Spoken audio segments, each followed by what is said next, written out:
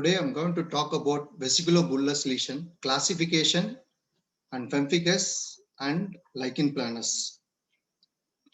Vesiculobullous lesions are due to the accumulation of fluid either within the epithelium or both epithelium and lamina propria. Depending upon the etiology, hereditary. In hereditary, epidermolysa bullosa, dyskeratosis congenita, familial pemphigus. In traumatic, thermal burn. Coming to infection, viral hepatitic infection, Coxsackie viral infection, varicella zoster, hand and foot mouth disease, and infectious mononucleosis. Coming to bacterial, streptococcal impetigo and cystic cirrhosis. Under allergic, stomatitis medicamentosa, stomatitis veninita. Under autoimmune, pemphigus, linear IgA bullous disease, and pemphigoid. Coming to miscellaneous,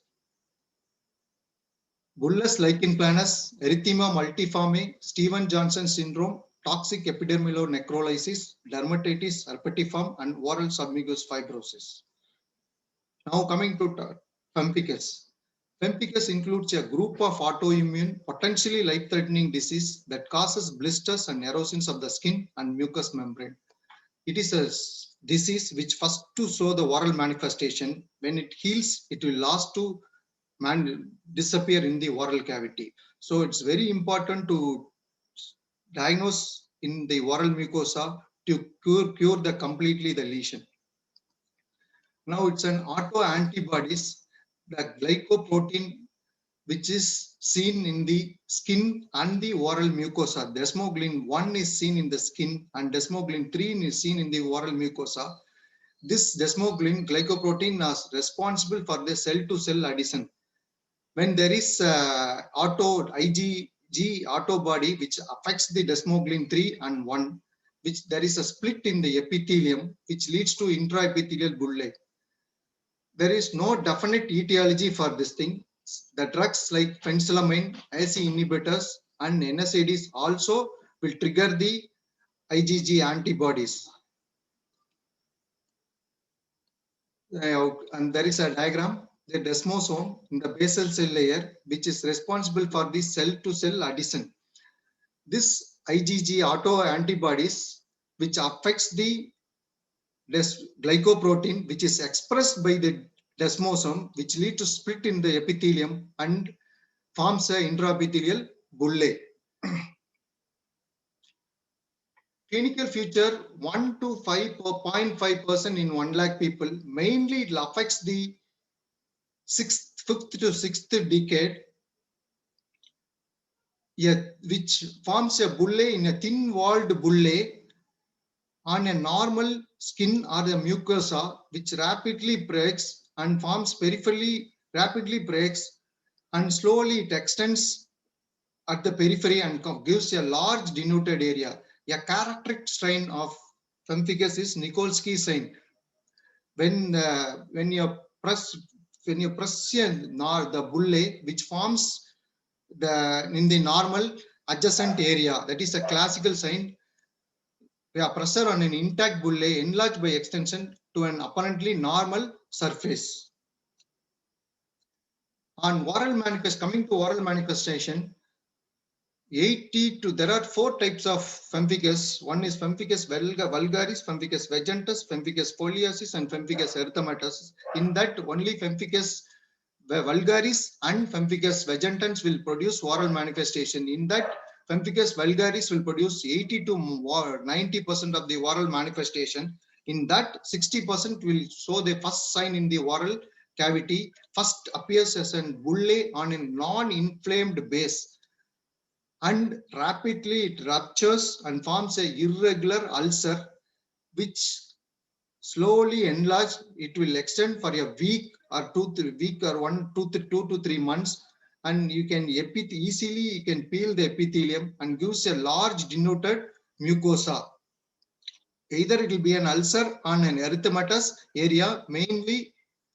So you can see then the buccal mucosa are affected. You can see an ulcer or an erythematous area. In the floor also there is an epithelial a rupture of epithelium. You can see by the probe, you can lift the peeling of the epithelium.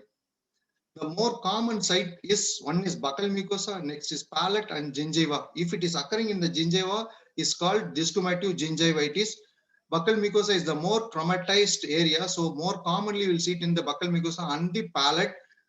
First, it will form a small bullae. Slowly, it ruptures, and slowly at the periphery, it keep on extending for month to month. And by the probe, you can easily lift. And in the gingiva, this in our clinic case, college case, it's a clinic classical sign of bullae. You can see it in the attached gingiva. Coming to treatment, for mild cases, prednisolone you have to start 40 to 60 mg, and in severe, wait for a week. If there is an improvement, you can continue, or else continue slowly for 2-3 weeks. After that, slowly you have to taper the dose. First, we have to start 40 to 60. Then after 2 weeks, 20 milligram. Then after 2 weeks, 10 milligram. After 2 weeks, 10 milligram. After 2 weeks, 5 milligram.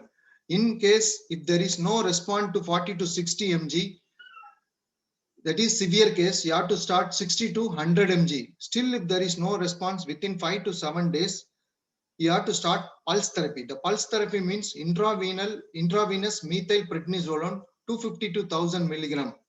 Still, if there is no response, that is, you can start rituximab, target the auto antibodies that causes pemphigus.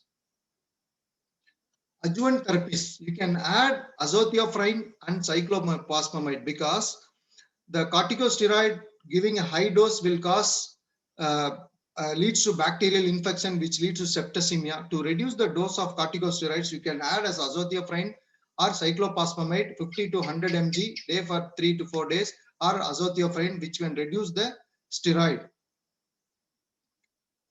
Investigation, direct immunofluorescent or indirect immunofluorescent to rule out the other autoimmune disease like lichen planus, pemphigoid, mucous membrane pemphigoid. Differential diagnosis, recurrent aphthous stomatitis. In recurrent aphthous stomatitis, there will be a recurring, but in pemphigus, it will be growing for a week together. But in this is a well-defined ulcer, but in pemphigus, you cannot make out the borders. It is diffused. This is a clear-cut borders. It will 7 days, it will automatically heal, and again it will form. Coexisting lesion. This pemphigus, which will coexist with other conditions like myasthenia gravis, lymphoma, and candidiasis. I already told there are types of pemphigus: pemphigus vulgaris, pemphigus vagantiens, pemphigus, and one more pemphigus is paraneoplastic pemphigus. It is a rare vesiculobullous disorder that affects the patient who have a neoplasm, usually lymphoma or chronic lymphocytic leukemia. 1/3 of the developed before a neoplasm was identified, that the signaling of the presence of tumor. So if the patient is having paraneoplastic pemphigus, it is a sign to develop either lymphoma or chronic lymphocytic leukemia. This affects the oral mucosa, skin, and conjunctival mucosa. It is a differential diagnosis for erythema multiforme. You can see the lip is more commonly affected. Next, skin and conjunctiva. It is a pathognomic. Maybe patient may die because of multiple neoplastic lymphoma and the other conditions. So patient may die within 2-3 years. Now coming to oral lichen planus. It's a common chronic immunological inflammatory mucocutaneous disorder that varies in appearance from keratotic to erythematous and ulcerative. Coming to etiology, it's an autoreactive T lymphocytes. It attacks the antigens expressed by the basal cell layer. There is no definite etiology, but it may be stress and hepatitis C, mainly in Japanese people. So autoreactive antibody lymphocytes, which attacks the antigens at the basal cell layer of the epithelium. this particular patients cannot able to recognize the foreign antigens, foreign body and antigens. Clinical feature 0.5 to 2.25% people are affected. In that 28% patient will show skin manifestation. More commonly females are affected 50 to 60 years. Mostly you'll see bilateral buccal mucosa. If it is occurring unilaterally means it is more commonly it is lignite reaction, lignite drug eruption or lignite contact reaction. And next common site is gingiva and lip. Lips are more commonly affected. Depending upon the texture of this thing, it will appear as a white and red component. Depending upon the texture, we can classify it as reticulum, papule, plaque, bullous, erythematous, and ulcerative. Coming to reticular, we have fine, thin, white, radiating striae which intermingled each other and forms a reticular pattern. This striae reticular forms which reticulum is called as become striae. And papular pattern, multiple thin white dots which is scattered throughout, and future it will forms here striae. Plaque type of lichen planus, a white elevated plaque which is measuring more than 1 centimeter in diameter. Mostly this plaque type of lichen planus is seen in smokers. Erosive lichen planus, this is also one of the common, and this type of lichen planus, there in the center there will be a erythematous area. At this borders there is a white thin radiating striae. And skin lesions, a polygonal perpetic polygonal papules mainly seen in the flexor surface of the arms and the legs. There is a typical feature is Corbinus phenomena. Patient while the lesion is relieved by stitching or the lesion. In that 20% of the women presenting with OLP has genital involvement. So coming to the type, one is according to the texture, you can classify it as a papular, plaque, erosive, vesicular bullous, and reticular pattern. There is a typical syndrome is associated with lichen planus, hypertension and diabetes, that is called Greenspan syndrome. And one more syndrome is associated with lichen planus is Graham-Little syndrome. So coming to differential diagnosis, first is leukoplakia. You all know leukoplakia, mostly it is associated with plaque type of plaque, and you all see the thin white reticular pattern. Next is discoid lupus erythematosus. We cannot able to describe. It looks like a typically lichen planus, but the white striae will be more abruptly end at the periphery. Next is coming to lignite reaction. In that two types are there. One is lignite contact reaction and one is drug eruption. If you withdraw the drug, it will disappear. And lignite contact reaction, you will see unilateral and mainly because of amalgam filling or some other filling at that particular buccal mucosa is affected. Coming to treatment, keep it in mind 2T and 2C. One is triamcinolone 1% and tacrolimus, and clobetasol 0.05% and cyclosporin.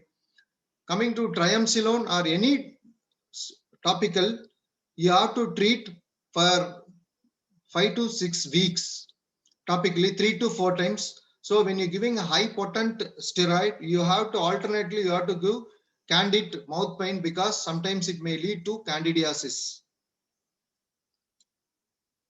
So pre-malignant potential malignant conditions, like the risk of 0.25%, 0.2% risk of squamous cell carcinoma, mainly plaque type of lichen planus because it is associated with smokers. And next is ulcerative lesions. Ulcerative lichen planus is also sometimes associated with malignancy. Thank you.